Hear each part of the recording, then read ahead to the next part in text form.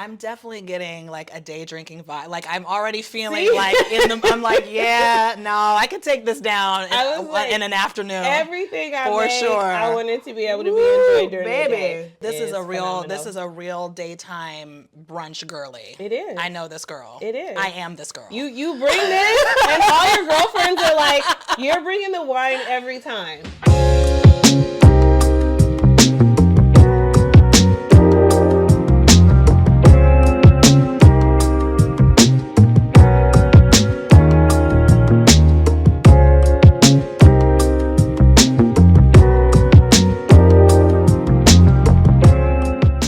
This is Nia Renée Hill, and I'm here with my friend Keyonna Kidd-Goins to talk about generational wealth wines. Thank you for having me today. Thank you so much for coming to my hotel room and chatting with me and not thinking it was creepy. No, I appreciate you coming. So tell me about generational wealth wines. Well, first, before you do, let's establish that we're here in Oakland. Yes. We're at the 2024 Black Vines Festival. It's a celebration of all things black wine, black winemakers, wine enthusiasts, art.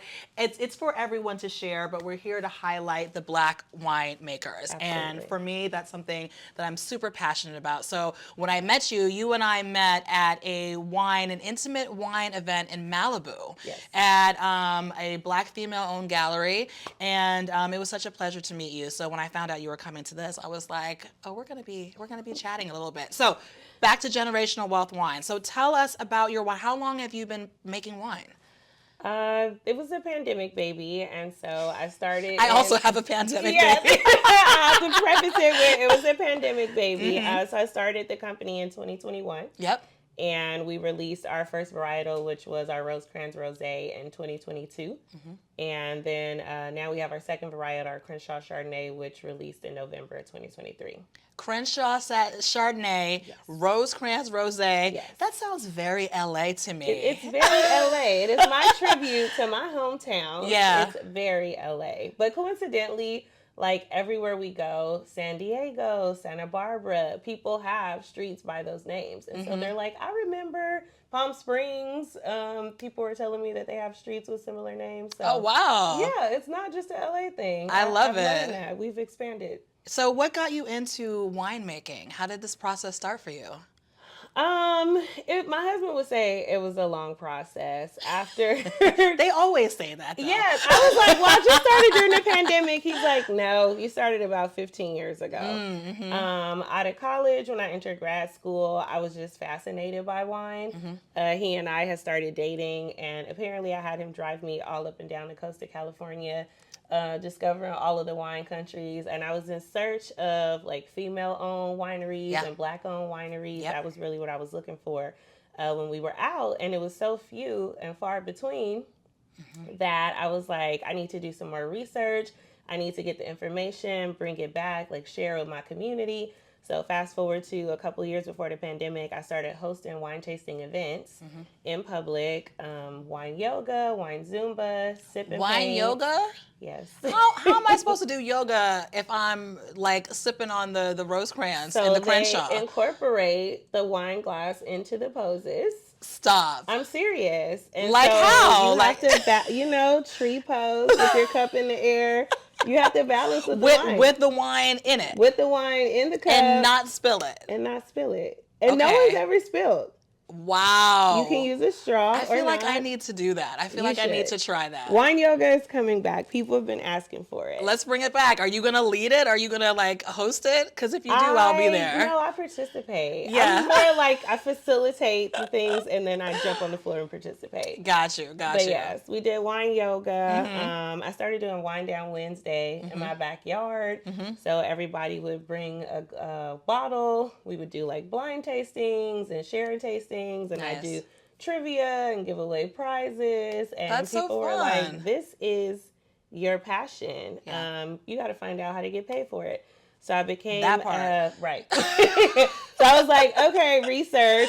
During the pandemic, I became an ambassador. So I was working for a company selling wine on commission, doing in-person tastings, virtual tastings. And it was really my clients who pushed me like, you are so passionate about this. You really embody like what it is to educate people about minority owned, women owned. You should be doing this for yourself. Like, this should be your brand. You should be keeping all the money and not just working on commission. So me and hubby back out in these streets. I love that. Discovering new cities and regions that we hadn't traveled to before. And so I found a winery in Lodi, fifth generation winemaker who literally was passionate about creating generational wealth and keeping that going in his family. And he believed in what I was trying to do with my brand. And so now I have wines made in Lodi. I love that. And so you were talking about before when people were saying to you, you need to have your own wine, you need to make the money of it. That leads me to the name, Generational Wealth Wines, which I absolutely love. But for those people who may not necessarily be familiar with generational wealth and how we use it, especially in the Black community, can you explain a little bit about why you chose to call your wine that? I chose that name because I feel like it encompassed what I experienced growing up. So I'm first generation to graduate college, first generation to own a home, and first generation to own a business. And it was a lot of like self-taught, figuring it out. But, I have young nieces, I have stepkids, and I don't want them to have to, go through the same struggles of figuring it out on their own. And so I said, let me think of something that really embodies my experience, but also like reinstills in them that this is not just a fly-by-night business. Like, this is something that's going to outlive me. It'll outlive you. It'll leave a legacy for our family and also create wealth. Amazing, amazing. So in your learning about wine production, did you go through any certain certification or educational courses in order to produce? Or were you just working on love and passion? It was a combination of both. Through the Bosse ambassador program, they actually do some pretty intense trainings. Really? They teach you everything there is to know about wine. Unfortunately, since I did start during the pandemic, a lot of my experience was virtual.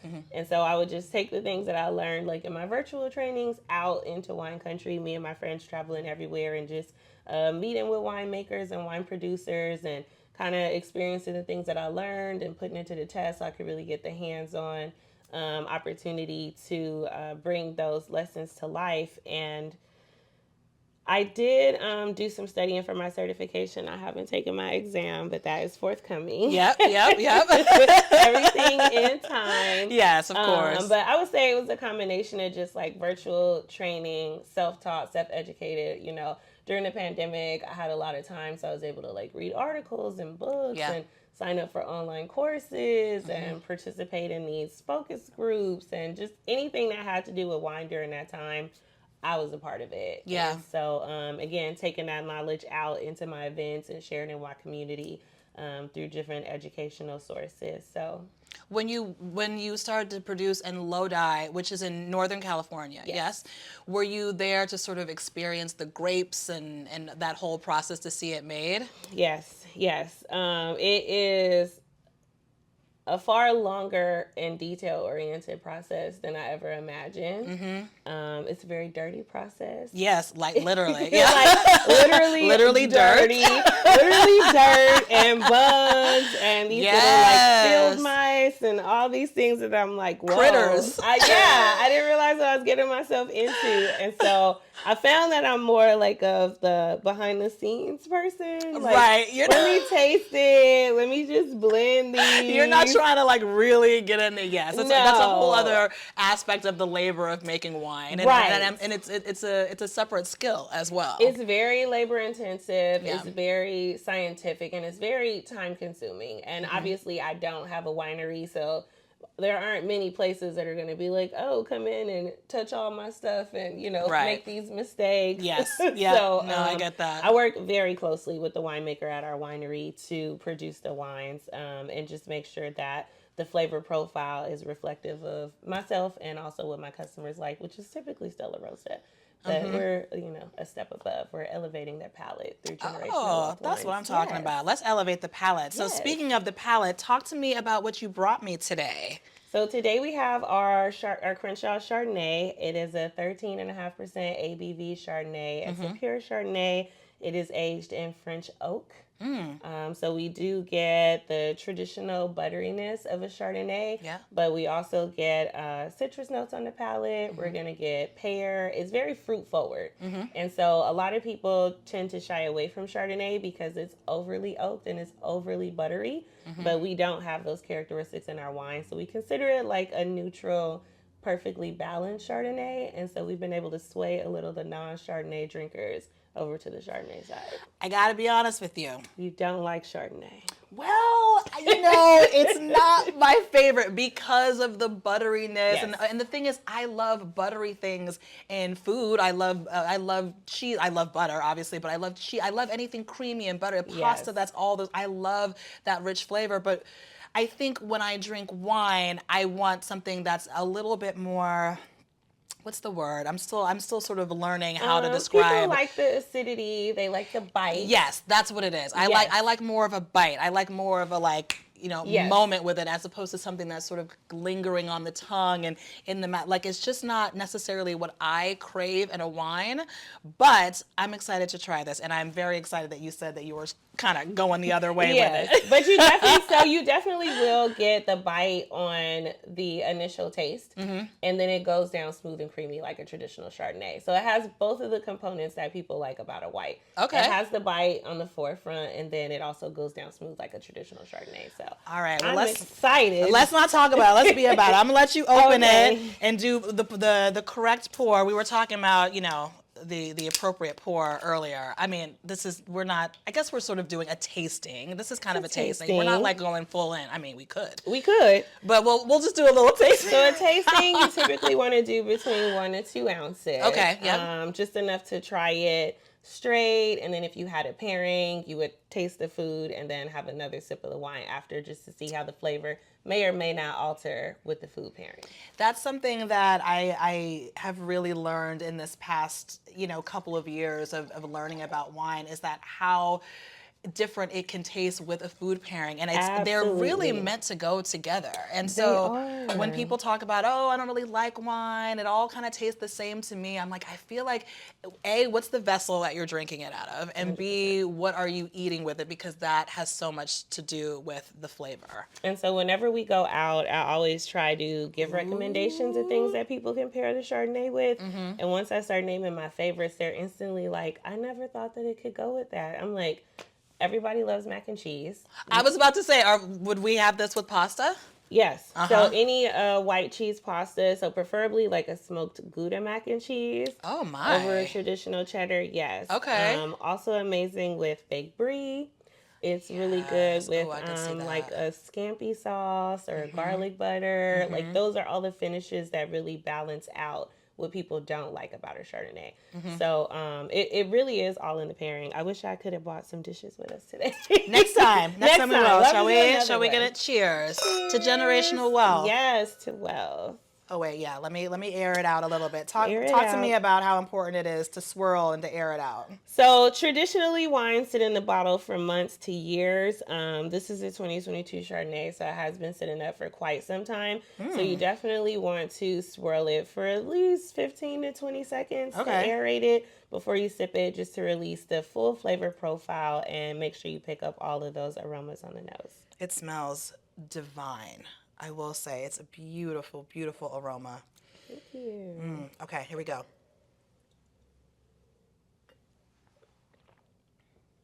Ooh, that is nice. Oh, she's a smooth girl. Oh, she's a real sexy lady. See? Smooth. The bite that you're looking for. Fruity. The acidity. The fruity acidity that I like. Not too buttery. Not too buttery. Not too oaky. Just enough so that you know it's a Chardonnay. Yes, yes. But not enough to shy you away from it. Wow. How long did it take to get that precision in these flavors? 6 months. Okay. 6 months of aging and chemistry. Right, yeah. Wine is heavy chemistry. It's really scientific. Our winemaker over at E2 Family Winery, he's phenomenal at just being able to like take a description and really bring it to fruition. Like, if you're like, this is my favorite flavor and I'm looking for something like this, but a little smoother, but also approachable. I'm big on like something that's approachable and fun to drink, and you can drink it during the day. You know, it's not too heavy, it's not too dry, and he's just able to capture that in every single varietal that he produces. He's phenomenal. I'm definitely getting like a day drinking vibe. Like I'm already feeling like I'm like, yeah, no, I could take this down in an afternoon. Everything I for make, sure. I want it to be able to be enjoyed during the day. Because I'm not a big bubbles girl. And so I love still wines that I can have with brunch. Okay. So this, I also tell people, like, if you're a big bruncher, quiches, frittatas. Oh my God, this would be amazing. I love quiche. Yeah. I would love this with a quiche. This with a quiche or frittata at brunch. This is a real daytime brunch girly. It is. I know this girl. It is. I am this girl. You bring this, and all your girlfriends are like, you're bringing the wine every time. This is gorgeous. Thank you. Wait, I'm gonna have to do a little just so we can toast again. Well, you it's might as well really pour me fantastic. some too. Listen, I'm sitting here talking about how I need to pace myself this weekend, and it's like there's too many good wines. Wine festival weekend, girl. But I'm trying not to be like a sloppy jalopy. I'm just trying to be, refined and cute and between. Right? Yes. And water. Yes. Wine and water. Do you get like wine hangovers? Because a wine hangover is a very different type of situation. I have had a wine hangover. A wine hangover? I'm gonna just say A. not a singular. It's singular because I know where it comes from. Every single time it's from sparkling. Okay, because you had said just before you're not really a sparkling girl. So do you not produce a sparkling? I do not. What about the bubbly girls? That's what everyone keeps asking. What about the festive, spritzy, this is my effervescent girls? I say, at the end of the day, if nobody buys it, I have to drink it. So I have to make sure I'm making what I like, and I'm gonna drink if the fans don't love it. You know what? That's what's up. Cheers. Okay, cheers to making that. stuff that you love. Cheers to that. I like that. Right. Wow, this is really lovely. Here's a question for you. Yes. Why the twist top instead of the traditional cork? So, debunking the myth, people tend to think that twist tops are cheap. Really, twist tops are wines that are meant to be consumed in a short period of time. Okay. They're easier to store. So when I said I would take this down in the afternoon, like you're really speaking to that. Yeah, no, absolutely. Like you can start it for breakfast, wrap it, refrigerate it, and then come back to it later. And then myself, I'm also a big festival girl. Right. And so how many times have you been out and you don't have a corkscrew? You don't have a key. True, yeah. Or you go to someone's house and you take a bottle and they don't have a wine key. Right. So I'm all about like ease, convenience, like I said, approachability. I want it to be fun and friendly and enjoyable. Like I want to take the thinking out of it and just have fun drinking. That's so fun. That's very dangerous, but that's very, very fun. It is very dangerous. So in moderation, you could have a glass, screw the top back on, and come back to it in 3 days, 5 days. You don't have that pressure of, I have to finish the bottle because I don't have a way to preserve it. And you know what? I do appreciate that because I'm a wine drinker, obviously, but my husband doesn't drink. And so oftentimes I'll find myself having a glass or two and then I kind of stick and it doesn't quite... I can see where it's easier, more convenient, certainly, to have a twist top than to have to recork it or use one of the the stoppers. You have to invest in the proper stoppage and the proper storage, and so it's just easier. There's no other justification other than it's easier and more. We like easy. On the go. We love easy. I love easy. Tell me how you approach a festival like Black Vines, where you're going to have a lot of people coming in, a lot of people to talk to, other than getting lots of sleep and just, having your coffee. I could get lots of sleep. Every festival experience is different, and this is my first experience with Black Vines. Mine too. So I'm nervous, like my first festival ever, all over again, just because, the crowds are different. The vibe is different, the energy is different, and people up here seeing my wine for the first time.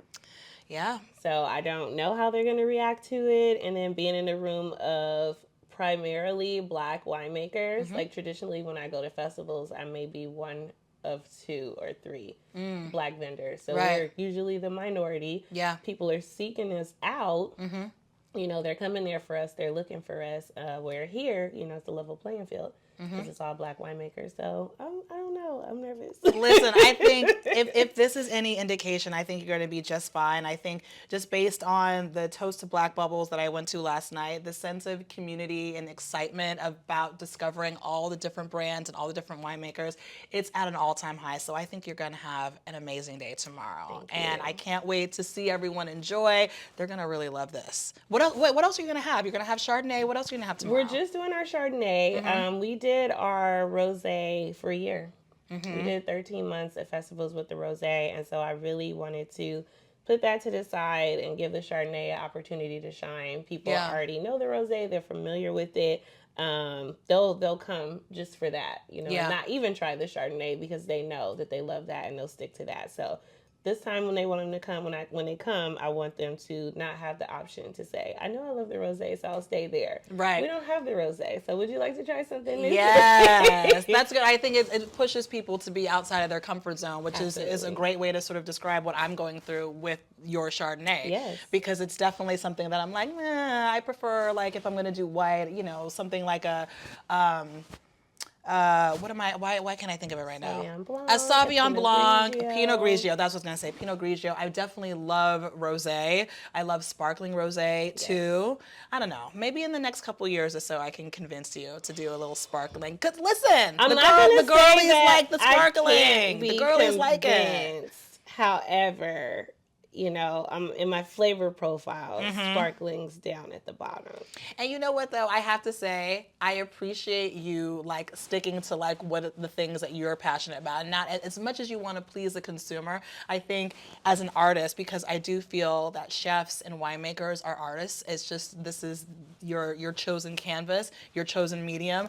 I think it is important for all artists to really, like, work from the heart, and that will translate, and it will get to the people who understand it and who appreciate that as well. Absolutely. I'm like, if I don't love it, if I can't passionately speak about it, if I can't drink it with you, how am I going to sell it? Like, how are you going to be telling me how good it is? And I'm over there like, if you say so. Right. I'm glad you love it, because it's not really my thing. And so that was really big for me. Like, I wanted the brand to really be reflective of flavors that I liked. So that I could passionately speak about it and try to bring people over to, I know this isn't something that you're used to, or maybe not even something that you're familiar with, but I love it. These are all the reasons why I love it.